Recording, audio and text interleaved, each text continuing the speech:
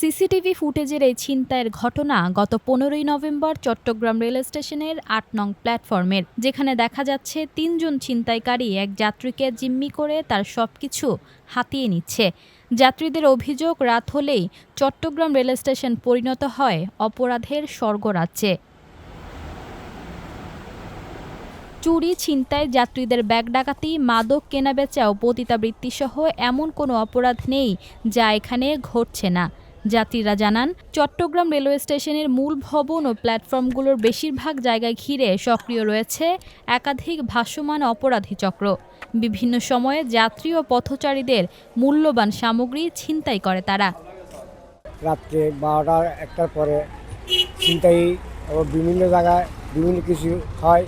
এখানে কিন্তু আইনের আওয়াজটা নেওয়া হয় না, এবং দেশের পরিস্থিতিও সরকার কোনো আওতা নাই।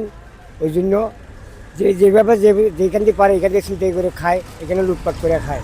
এখানে অনেকজন চিন্তাকারী করে, ওই স্টেশন কলোনি থাকে ওপারে, এখান থেকে আসে চুরি টুরি নিয়ে আসে, নাইফ টাইপ নিয়ে আসে, মানুষকে ডর লাগায়। রাত্রে 2-3টার দিকে ওপারের থেকে আসে ওরা, এখানে আসে চিন্তা করে, মোবাইলটা লাপটা মারে গাড়ির থেকে, চলতি গাড়ির থেকে, কক্সবাজার গাড়ির থেকে। এখানে পুলিশ প্রশাসন থাকে, ওরা অবশ্যই ধরতে চেষ্টা করে, ধরতে পারে না। ব্রিজ বন্ধ তো, ব্রিজে পাক দিয়ে ঢুকে যায়। রেলওয়ে পুলিশ সূত্রে জানা যায়, ডাকাতি, ছিনতাইয়ের এসব ঘটনার বেশ কয়েকটি চক্র সক্রিয় রয়েছে, যার নেতৃত্ব দিচ্ছে মোহাম্মদ ফারুক ওরফে চাপাতি ফারুক, কালু ওরফে কাউসার সহ শ্রমিক দলের কয়েকজন প্রভাবশালী নেতা। এ বিষয়ে জানতে চাইলে যাত্রীদের রেলযাত্রা নিরাপদ রাখতে নিয়মিত অভিযান অব্যাহত রাখার কথা জানান চট্টগ্রাম রেলওয়ে থানার ভারপ্রাপ্ত কর্মকর্তা।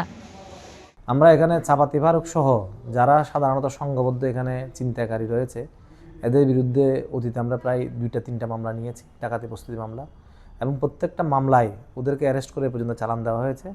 তারা জামিনে এসে মাঝে মধ্যে আবার ছিনতাইয়ের চেষ্টা করে।